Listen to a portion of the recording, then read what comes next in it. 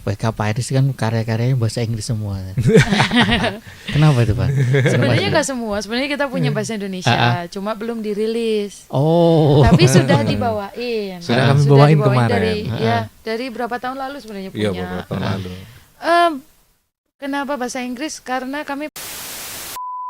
Halo pemirsa Surya Malang, berjumpa lagi dengan saya Adrianus Adi di acara Malang Live. Nah, di hadapan saya sekarang sudah ada dua personil band terkemuka asal kota Malang, Wake Up Iris. Nah, Halo.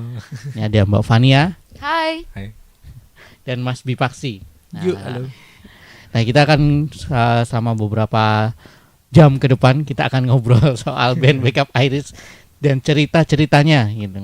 Nah, mungkin bisa perkenalkan dulu Mbak Fania sama Mas Bipaksi, perkenalan diri. Awal mula band ini berdiri itu gimana sih ceritanya? Oke. Perkenalkan dulu, nama aku Fania dan biasanya aku pegang, selalu lah aku pegang biola sama nyanyi. Dan saya pegang gitar sama nyanyi juga.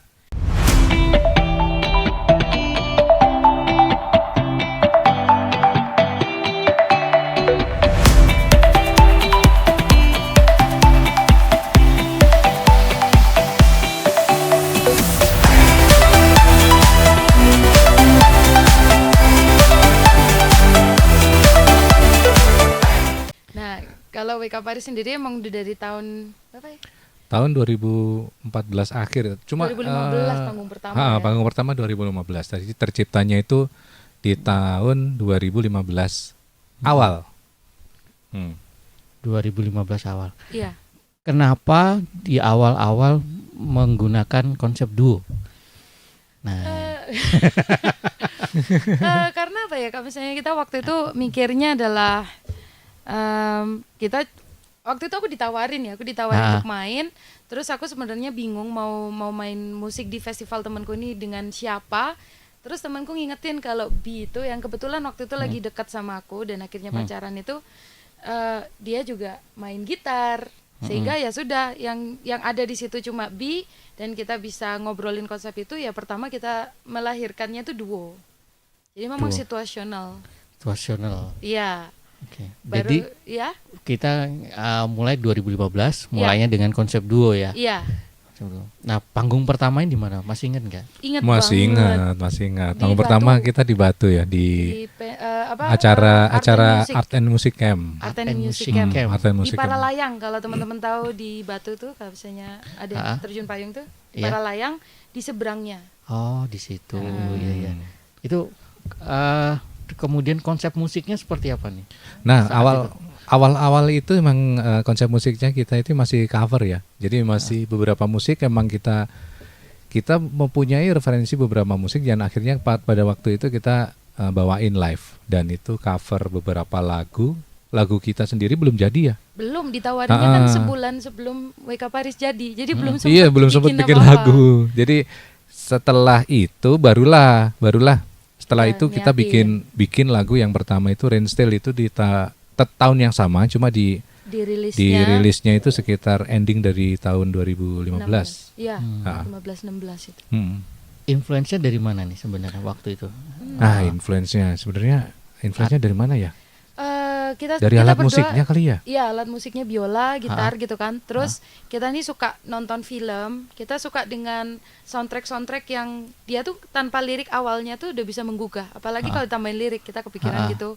Terus abis itu karena sama-sama suka nongkrong di sungai, di gunung, di hutan, kita libatkan sense itu. Jadi referensinya ya gak bisa dibilang sih alam sama film, movie soundtrack. Movie soundtrack. Dan kenapa nama yang dipilih adalah Wake Up Iris? Nah, ini Fania nih yang bisa jawab. Wake Up Iris. Jadi waktu awal kita bikin itu mungkin teman-teman ngalamin ya, dimana kita itu punya satu mimpi, kita pegang banget, tapi karena situasi, karena kita sendiri takut, mimpi itu harus harus turun dulu, harus ditunda, harus ketiduran dulu gitu ya. Wah, ini harus aku lupain bahkan gitu. Nah, pas aku ketemu sama B, itu kayak kebangun, kayak oh ya, mimpi itu bisa kok dijalanin. Nah, itu wake up-nya dari situ. Terus Irisnya ini adalah, aku tuh suka bacain nama-nama dewa-dewi Yunani dan Mesir, dan suka banget nama-nama aneh gitu ya. Itu Iris adalah dewi pembawa pesan dan dewi pelangi. Heeh. Nah, akhirnya kita combine Wake Up Iris. Ayo kita bangun, ayo kita sadarin kalau kita ini pelangi yang akan mempercantik dunia yang sudah cantik ini. Oke. Kalau pernah dengar bahasa Jawanya memayu hayuning bawono. Iya, mau Nah. main. Iya, Terus gitu sih. jadi Wake Up Iris. Iya. Iya.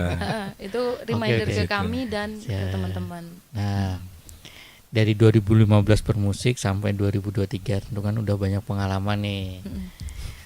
Kita yang ini kemana aja nih sebenarnya Wake Up Iris ini? Manggungnya, kemudian mungkin perjalanan musiknya juga udah sampai mana nih? Manggung dulu udah Manggung kemana dulu nih? ya. Kalau manggung kalau di Indonesia kami seneng banget akhirnya bisa sampai ke Aceh juga. Aceh sampai Ambon. Jadi paling timur masih sampai Ambon Sampai ya. Ambon Mas ya. Kami masih punya harapan untuk ke Papua. Oh, Pengen banget main di situ. Terus kalau untuk keluar negeri Asia 2018 Korea Selatan. Kalau ke US tahun 2018 juga. Heeh. Dan semoga akhir bulan ini dan tahun depan di Asia lagi, sekitaran Asia. Oke. Iya. Nah, Mbak Mama Mas Bia, Hmm. musiknya Wake Up Iris itu kan ternyata kan udah sampai ke Asia, udah sampai ke luar negeri, udah sempat jalan-jalan juga kan di Indonesia. Itu gimana ceritanya itu? Kok bisa sampai akhirnya dari band yang dari Malang kemudian bisa ke luar negeri itulah. Nah ini agak Ini- seru ini soalnya. Heeh. Sebenarnya karena mungkin adaptasi teknologi sekarang ya, di mana sosial media itu udah ada di tangan kita dan kita sendiri bisa nge-reach siapapun yang pengen kita ajak kenal gitu. Jadi siapapun, misalkan pemilik festival itu atau kita juga dari 2016 kita udah mulai searching festival, di mana festival itu juga ada beberapa festival yang ternyata itu Mengkoneksikan. beda-beda. Iya. Beda-beda. Jadi ada festival yang festif, ada festival yang Bagus untuk berjejaring. showcase festival, terusan ada apa? Nah, kita ternyata kami berdua ini suka yang namanya berjejaring. Lebih Suka. mengarah ke showcase Showcase festival. festival, suka kenalan, Suka kenalan, suka ya bertemu orang baru. dan selalu kita reach dari ketika kita kenal, kita ngobrol apa yang ada di sana, apa yang terbaru di sana, kita cari update-nya, akhirnya kita bisa kenalan lebih dalam lagi dan menjadi temen gitu sama beberapa orang yang ada nggak Di hanya di festival Indonesia itu. tapi di luar negeri juga seperti itu. Akhirnya dari situ kita dapat info, ini ada festival ini nih, ada festival ini nih, Iya. apa yang bagus sekiranya cocok sama kita itu. Ya udah kita samperin, kita tanyain, kita bahkan juga melakukan submission Iya, ke submission beberapa festival untuk terlibat dalam festival tersebut. Efeknya domino sih, kayak yang rencana yang kita diundang untuk India tahun Iya. depan itu, dia lihat kita tahun 2018 di Korea, kita berteman di situ. Heeh. Nah, baru setelah pandemi dia baru bisa membuat festival di negaranya, dia mulai ini dan dia ingat, oh ya aku punya teman di Indonesia, nah itulah yang dia mulai ngundangin atau apa kayak gitu. Oh, gitu. Jadi ceritanya akhirnya jalan bisa sampai India tuh memang karena dari festival to festival gitu ya. Iya. Iya, mengenal satu person ke person lain, Iya. sehingga kita menjadi ada komunikasi. Mm-mm. Akhirnya melihat proyek kita, Heeh. mengamati perkembangan proyek kita, akhirnya bisa Dilibatkan. saling kolaborasi gitu di acara mereka. Gitu. Dan Iya. dari tentu ya ini kan perjalanan banyak ya, banyak kota dan banyak tempat yang dikunjungin. Terus mau manage waktunya nih gimana akhirnya? Nah, Gitu. Kita masih belajar sih ya. Hmm. Masih belajar dan memang tidak apa ya? Ya lumayan sering untuk agak harusnya kita punya spare waktu segini, rupanya tinggal sedikit. Ya mau nggak mau memaksimalkan apa yang ada lah. Dan Iya. juga heeh. dan untungnya kita sendiri juga 100% di musik gitu, jadi Iya. nggak ke cabang apa-apa. Iya. Jadi ketika kita suatu saat akan mencambang, ternyata kita dibalikin lagi ke Dibalikin arah on track musik lagi. dan Mantap. memang musik untuk saat ini memang jalan yang kita tekunin, kita fokusin di satu titik, sehingga waktu yang kita limpahin ke musik ini lebih banyak gitu. Oke, nah Mas, tadi cerita bagi waktu, terus jalan-jalan. Nah, project berikutnya mau kemana nih? Kan tahun depan ke India nih. Di tahun ini ada rencana apa lagi? Di Oktober ini kita bakal main di ASEAN Festival di ASEAN. Singapura. Habis itu lanjut, habis itu di Malaysia. Oh, itu dalam rangka kayak festival gitu ya? Iya, tetap ada kesempatan untuk diundang untuk beberapa festival. Ya kita jabanin gitu ya, kita saut gitu, karena kami percaya manggung dimanapun, berapapun yang nonton, siapapun yang nonton, itu adalah pintu-pintu yang akan terbuka kalau misalnya kita tekun terus. Jadi satu pintu. Nah, jadi ini ada kesempatan Singapura, kita ambil. Terus itu apa itu Mbak yang di Singapura itu? Showcase Ini Festival. Showcase Festival, Ya, ASEAN Music Showcase Festival. Jadi kalau dulu namanya Itu AMS kalau nggak salah. AMS. Jadi ASEAN Music Festival. Showcase. ASEAN Music Showcase. Showcase ya. Ganti nama tahun ini. Tahun ini ganti nama. Tahun kemarin itu kalau nggak salah nggak di negara Di Singapura juga. Di Singapura juga yang ya? tahun lalu di Singapura yang main Pamungkas. Ada Pamungkas yang main. Pamungkas Ya. juga yang main. Terus ada beberapa band juga tahun lalu. Tahun ini kita bareng sama Reality Club, Mantra Futura. Kayak gitu, dari Indonesia 6 ya, dari Indonesia Iya, ada ada delegasi. 6 Terus ada dari India, dari Thailand. dari Vietnam, Filipina, dari Jepang. aku nanti harus cek lagi. Harus cek lagi soalnya banyak banget gitu. Itu ceritanya teman-teman bisa ke showcase itu apa dulu sih sebenarnya? Oke. Nah, Ini. penjelasan Showcase Festival Showcase ya. itu apa tuh? Nah, festival sama Showcase Festival itu berbeda ya. Kalau Festival bener sih aja. sama-sama manggung kita. Sama-sama di hadapan penonton gitu juga. Iya, sama-sama di depan penonton. Tapi mostly kalau misalkan di Showcase Festival adalah pemilik festival yang ada berkeliaran banyak di dalam festival tersebut. Jadi mereka emang share talent untuk festival mereka sendiri yang ada mungkin di negara lain, mungkin di negara Eropa kah, Amerika kah. Nah, itu mereka akan berkumpul dalam showcase musik festival untuk mencari talent ya, mencari talent untuk dibawa ke sana ke festivalnya. Kalau misalkan ini talent, wah menarik nih, aku bawa ke gimana nih, nanti disamperin, ditanyain, oke, kamu bisa nggak main di festivalku yang ada di negara A gitu.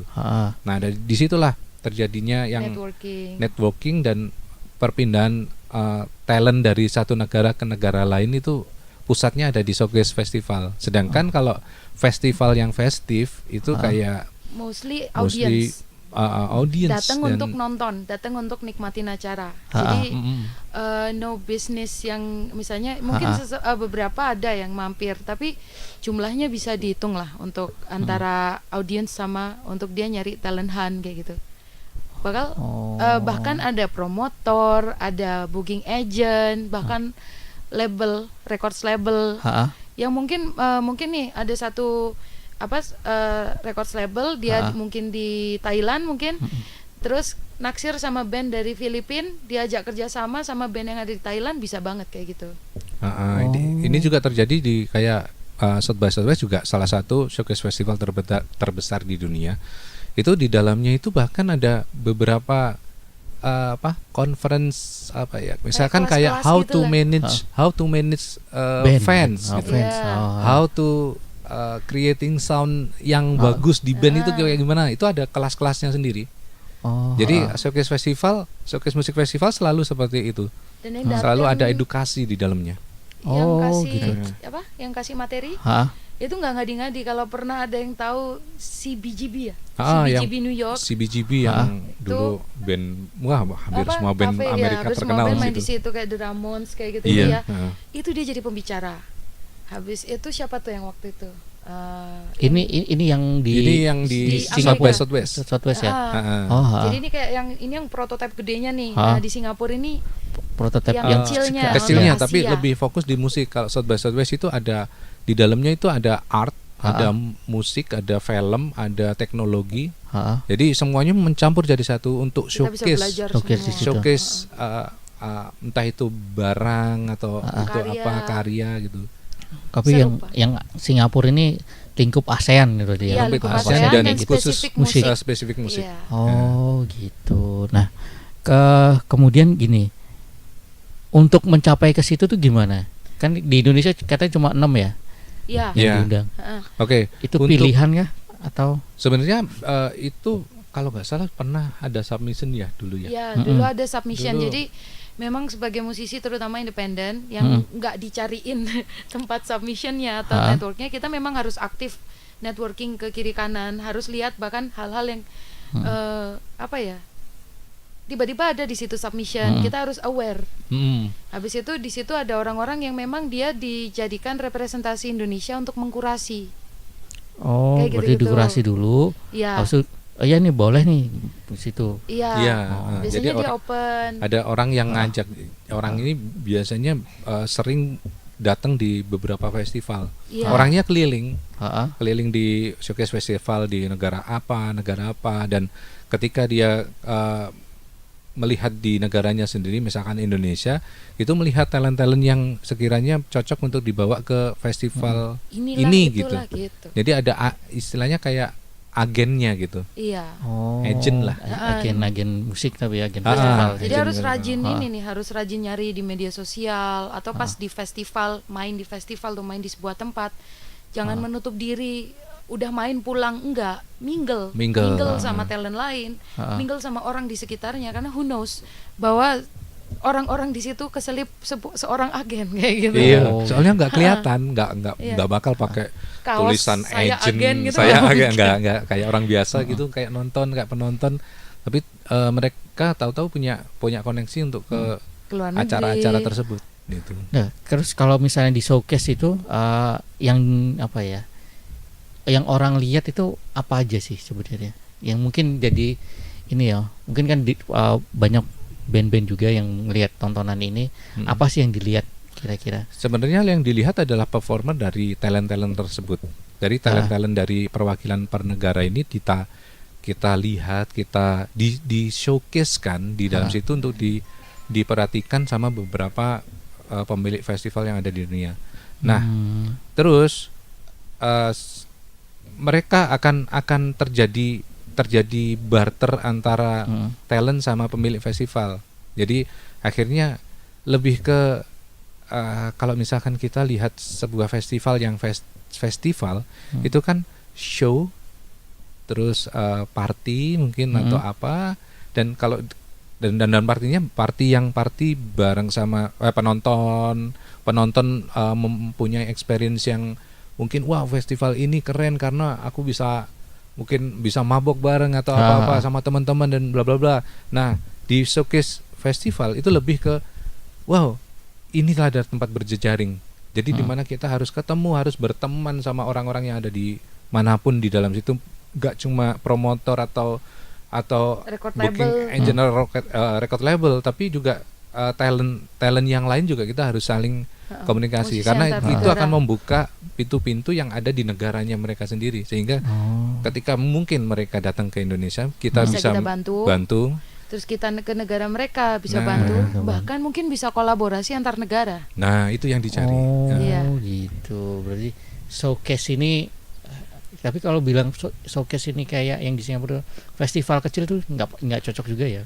enggak. Gede Festival ya, beda purpose sebenarnya, Nah, nggak benar. cuma seneng-seneng, tapi di situ ada networkingnya. Oh, oke. Nah, ini dia. Ini pengetahuan baru juga nih, ada festival yang showcase gitu. Jadi kayak festival agent gitu ya. Iya, Ya. Agent. festivalnya pemilik festival lah. Iya. Festivalnya Iya, pemilik iya sih ya. festival ya. Ah. Karena dia hunting musik juga kan, hunting Iya, konsep. hunting talent. Tapi dari beberapa macam showcase itu ada yang pernah ini enggak? Pengalaman ikut showcase kayak gitu-gitu, Pak? Sebelumnya ada enggak? Oh, kita kebetulan yang di luar negeri semuanya tuh showcase. Yang kayak di South by Southwest USA itu showcase. Zan dari Festa Korea Selatan juga showcase. Terus yang Singapura ini Showcase showcase juga. Kecuali yang habis itu jadi Zan dari Festa, terus kan kita lanjut tour nih. Nah, tour kita beneran ngetur sendiri nih di Malaysia 3 kota. Itu di tahun 2018. Nah, itu yang diundang mostly kita showcase festival. Dan impactnya salah satunya yang kita datengin di Zandari adalah India ini. India ini Ah, kita India diundang yang ke India. bulan Januari karena India ini taunya kita juga karena Dari Korea dari Selatan Korea itu. Selatan Oh, gitu. gitu. Kayak gini. Jadi manggung di tempat misalkan di Singapura ini kita nggak tahu ya nanti kedepannya siapa yang Iya, akan rezekinya gimana kan? rezekinya akan ketemu siapa dan akan diundang seperti apa. Tapi salah satu yang kita dapetin dari Korea adalah di India ini kita ke notice di India gitu. Notice di India. Oh, Iya. gitu. Ada pengalaman nggak sih sebenarnya selama showcase itu yang mungkin berkesan selain di India tuh, itu mungkin ternyata konser showcase itu seperti ini ya gitu, atau Banyak ya? sih Banyak ya, sih. banyak Mostly banget sih. yang bisa menarik diceritain ya? yang menarik dalam showcase yang kami alami ya, yang dulu di Korea itu kami mikir Korea adalah band-band yang Korea yang kita dengar di Indonesia. sekarang, Mostly K-pop. Mostly K-pop, K-pop K-pop. dan bla bla bla. Ternyata ketika kita masuk ke dalam showcase yang itu adalah independent thing dan yang nggak terlihat, ternyata mereka punya talent yang sangat keren-keren di behind the populer ini gitu loh. Behind itu ternyata banyak musisi-musisi yang keren yang bahkan waktu kita ngelihat bisa wow seperti ini ya. Iya, itu Dia campuran bener-bener drum elektronik sequencer cuma bertiga doang main lampu. main kerennya itu aneh gitu loh. Banyak beberapa talent yang kita nggak tahu rupanya sisi ada lain. gitu. Sisi lain selain K-pop di Korea gitu, gitu kan. ya. Dan itu benar-benar ngubah perspektif kita terhadap Korea yang selama ini yang kita tahu adalah K-pop K-pop dan dan skincare. Rupanya lebih banyak daripada itu. Itu benar-benar changing perspektif dalam ke sebuah negara itu signifikan banget sebenarnya untuk misalnya di Indonesia ada showcase festival seperti itu dan yang diundang seperti itu, mungkin efeknya juga bisa kayak gitu. Oh iya. Gitu kan? Mengubah persepsi seseorang terhadap sebuah negara. Siapa tahu misalkan negara kita yang terkenal di Di luar tuh apa gitu kan? genre apa gitu. Ternyata di sini banyak genre ini. Iya. Ternyata ada ini, ada ini. Iya.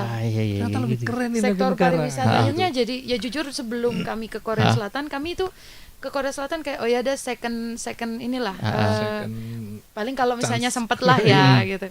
Tapi setelah kita pulang dari Korea Selatan, kalau ada opsi untuk liburan ke Korea Selatan gitu, ya Biar ayo. berangkat langsung. Karena kesannya udah berangkat. berbeda sekali. Kita tahu soalnya. Di luar apa yang kita lihat di layar, yang kita lihat di media sosial. Iya. Jadi musik ngefeknya bahkan ke pariwisata. Nah, itu PR yang itu. menarik tuh. PR itu. PR buat pemerintah nih gimana caranya Bukan supaya PR musik. saya. Tapi bisa kita bantu kok. Iya. Tapi kayak kalian kan berjejaring banyak ya. Dari teman luar negeri ada nggak yang misalnya dari luar negeri itu akhirnya ngubungin untuk aku main di sini nih Oh iya, untuk bantuin ini atau banyak. banyak? Ada.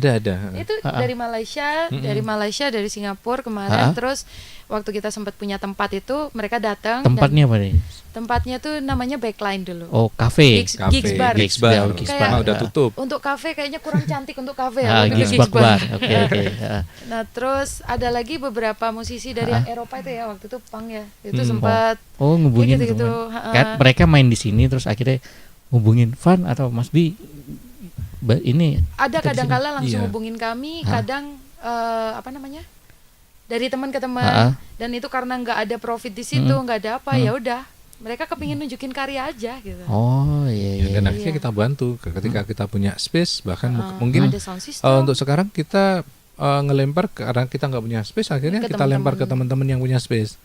Jadi punya space, punya aktivasi, ya udah Iya, mau nggak? dibantuin. Ketika misalnya ada band yang kita kenal, misal dari Zandari ada band Korea yang mau masuk ke Kita sini, akan koneksikan, kita akan koneksikan gitu.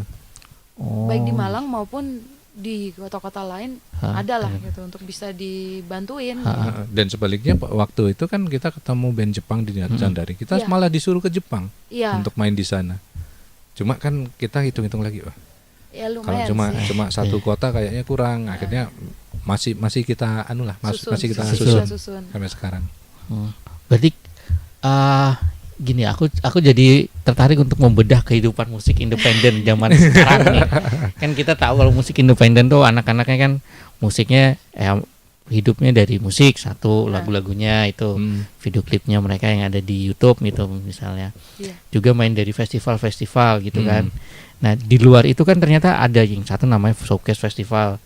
Kemudian ada teman-teman yang akhirnya datang ke kota kita atau kita diundang ke mereka untuk cuma main konser gitu aja kan, berarti ya. Di luar itu apalagi kan di independen ini? Mungkin pada nggak nyadar ya, tetapi merchandising.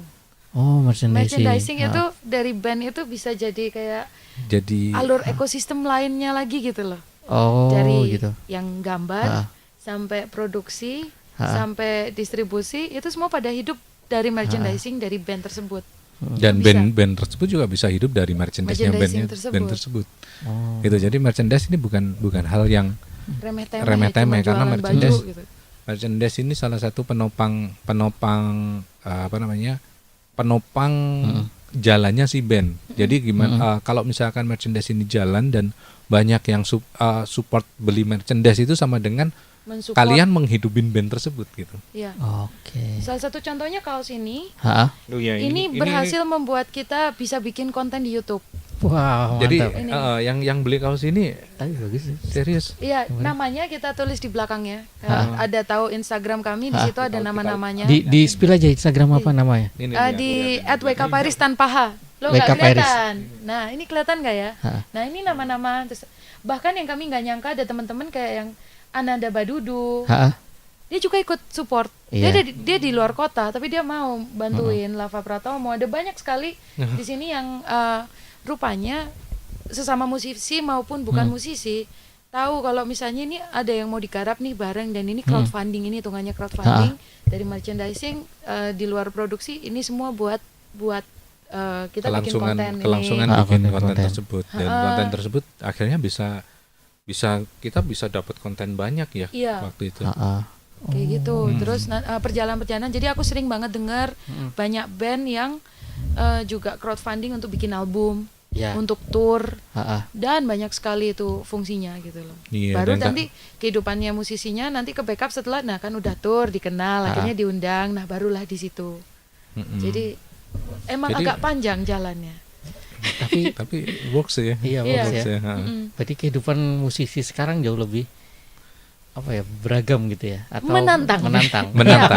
Seru, dan bahagia sih. Seru, menantang, harus banyak putar otak ya. Tetapi menyenangkan ya. Putar otak waktu Covid gimana tuh? Wah ini. Tapi emang trouble-nya itu pas waktu Covid. Jadi pas waktu Covid, untungnya ada beberapa tabungan yang kita simpen.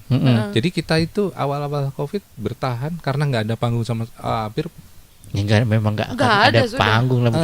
Ada tawaran sebenarnya, tapi sebelum Covid masuk ada tawaran beberapa panggung, tapi belum DP. Mereka ragu-ragu. Ini gimana? Akhirnya beberapa panggung, hampir 7 panggung itu cancel.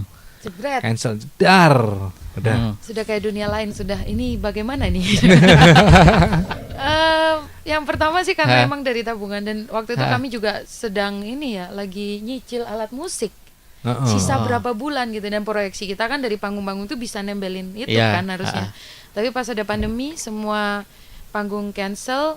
1-2 bulan pertama memang shock sih. Dan gak nyangka sampai 2 tahun ya. Iya. Dan gak nyangka juga bisa bertahan selama itu. Baru mungkin kan secara barengan orang-orang yang biasanya bikin event akhirnya bikin event online. Iya kan? Dan itu mulai 1-2 masuk. Kadang dulu kalau misalnya kita boleh buka, ada mengatasnamakan donasi, jadi main gratis. 1 nggak apa-apa, 2 oke lah, 3 mulai mikir, 4 kok terus menerus, kayak gitu tuh ada. Jadi kita donasi ya, kita saling bantu satu sama lain, iya. Tapi kalau semua panggung kayak gitu kan ya kita cuma kehidupan kita nggak ada income pada sekali. Waktu itu nggak ada sama sekali. Dari musik nggak ada ya, kita bertahan dari tabungan. Iya, dari tabungan aja. Terus banyak banget sih yang kayak dibolak-balik gitu loh. Pokoknya setelah pandemi itu kita ngerasa dinolkan kembali.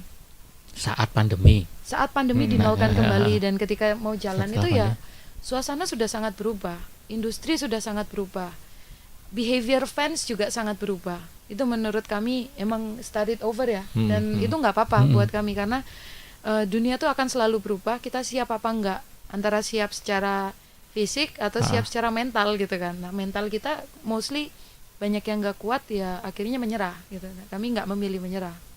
Kami memilih tetap kreatif dan Tetap rilis, gini tetap ambil positifnya dari pandemi gitu. Iya. Jadi ambil positifnya, ternyata dengan adanya pandemi kita justru lebih bisa intens belajar sosial media, belajar live yang live menghadap ke kamera-kamera seperti ini gitu. Jadi lebih familiar. Oh, akhirnya ada untungnya juga ya pandemi gitu. Iya. Seandainya nggak ada pandemi mungkin kita akan tetap seperti nervous. dulu udah jalan. Iya. Terus tadi kan diceritain mengubah konsep bandnya juga ya, Iya. Iya, Formatnya. formatnya. Ya pas pandemi itu kita berdua itu akhirnya ada waktu evaluasi. Kenapa sih kok kami berdua sebagai musisinya ini kerasa ada yang kurang ya? Maksudnya udah apa yang kurang? Rupanya dia bilang karena dia di audio tuh frekuensinya gitu. Terus karena waktu pandemi kita punya ruang untuk eksperimen. Akhirnya kita coba libatin basis sama drummer. Dan itu kok rupanya pas ya, rupanya masuk ya, rupanya ini yang kita cari selama ini gitu. Jadi kerasa lebih penuh gitu. Iya. Instrumennya jadi lebih banyak. full gitu. Dan akhirnya lebih nyampe. kita beberapa kali manggung dengan penonton yang pernah ngeliat kita sebelumnya, yang format berdua, mereka bilang yang ini lebih Iya. wow gitu. Oh. Oke, berarti kita jalanin yang ini. Iya. Yang model Thanks yang to ini. pandemi itu eksperimennya di situ. Nah, salah satu bersyukurnya itu akhirnya punya waktu luang untuk memikirkan hal yang tidak terpikirkan sebelumnya. Oh, oke, Gitu. oke. Ini soal karya nih. Wake Up Iris kan karya-karyanya bahasa Inggris semua. Kenapa itu, Pak? Sebenarnya nggak semua, sebenarnya kita punya bahasa Indonesia, cuma belum dirilis. Oh. Tapi sudah dibawain. Sudah kami bawain kemarin. Dari berapa tahun lalu sebenarnya Iya, punya. beberapa tahun lalu. Kenapa bahasa Inggris? Karena kami pengen reach lebih luas lagi gitu. Kami kepingin juga menyapa apa ya? Tidak terbatas bahasa sebenarnya. Pinginnya begitu. Terus kami akan coba imbangin antara bahasa Indonesia sama bahasa Inggris, tapi rupanya karyanya secara hati lebih banyak keluar bahasa Inggris. Jadi saya juga nggak bisa nolak gitu. Jadi itu terus ya kepingin bisa reach lebih dari yang biasanya kami bisa reach gitu. Iya, bahkan kita pas tahun 2020 itu kita keluarin bahasa isyarat. Iya. Oh iya. Kita nggak mau Terjemahkan. terkurung sama bahasa sebenarnya. Bahasa bagi kami itu ya udah, bahasa kayak mengurung kita harus bisa lebih daripada itu. Cuma yang sekarang mostly digunakan seluruh dunia itu adalah bahasa Inggris. Iya. Gitu. Jadi ya nggak apa-apa lah. Oke, dan terus kok judul-judulnya singkat tapi agak aneh dibaca ya. Iya. Biar Masnya ingat. Akhirnya kan ingat ya. Namanya apa? Ingatnya judul cuma yang aneh. susah ini gitu. Paling kan sudah ada yang diingat. Kan? Iya. Tapi ada maksud lain kah? Maksud lainnya sih karena ya basicnya kita berdua ini suka ngulik bahasa sih. Terus judul-judul itu ketemu kok bisa merangkum perasaan yang tidak terkatakan secara panjang gitu. Gak perlu 2 paragraf. Oh gitu. Satu ini sudah Cukup. Gak perlu 2 kata maksudnya. Iya. Nah itu sih sama ya, kita suka aja sesuatu yang unik. Kita suka sesuatu yang itu akhirnya Mas inget kan, Iya kan, kalau inget misalnya semua. Wake Up Iris tuh lagunya emang judulnya susah-susah gitu. Susah-susah. Iya. Tapi Iya. Tapi musiknya maknanya enak didengar. makna dari judulnya itu yang kadang itu nggak bisa diterjemahin dengan bahasa Indonesia mungkin. Gitu. Kadang bahasa Iya. Inggris pun Bahasa Inggris pun kadang nggak bisa. memenuhi itu. Iya. Kayak Fernweh gitu, Fernweh. Fernweh itu bahasa Jerman. Jerman. Dia Fernweh yang artinya kalau di bahasa Indonesia kan itu adalah rasa bukan Fernweh itu apa? Sense of belongingnya ketika di jalan apa? Dia ngerasa mau pulang tapi rumah itu yang kayak apa ya? Itu kayak masih abstrak dalam dirinya, bukan homesick yang oh ya aku tahu ini rumahku dan aku tahu pulang situ. Iya. Kalau kita menerjemahkannya jadi travel sick, jadi kayak mencari rumah yang bukan bentuknya gedung, bangunan, tetapi mungkin sebuah experience atau manusia kayak gitu-gitu Itu sih. yang gimana? terjemahin. Apa bahasa Indonesia gimana? Iya. Kalau cari judul lain, jelasin judulnya aja mungkin di satu album. Gitu. Berarti ngulik bahasa dulu baru di ini ya. Kadang-kala atau- kebalik-balik. Kadang ada yang nemu judulnya dulu, kita terjemahkan. Ha? Kadang ada yang ini lagunya kayak gini, baru aku cari Judul. apa yang paling representatif untuk itu. Oh, gitu proses kreatifnya ya. Tergantung feeling. Ya musisi ya. Oke. Nah, ini terakhir nih ke Singapura akhir bulan ini. Iya, bulan Oktober Bulan ini. Oktober. Oke. Nah, mungkin ada yang mau disampaikan lagi? Mohon Oke. doanya ya teman-teman. Ya, mohon doanya semoga Semoga bisa lancar, Ah, semoga Amin. lancar. Kebetulan ini juga pertama kalinya kita membawa format yang Lengkap. baru ini ke luar negeri. Jadi Heeh. ini format apakah itu works? Doakan lancar Iya. gitu aja. Terus sama mungkin kalau teman-teman sesama musisi, atau mungkin yang kepingin kepikiran bikin project musik, Heeh.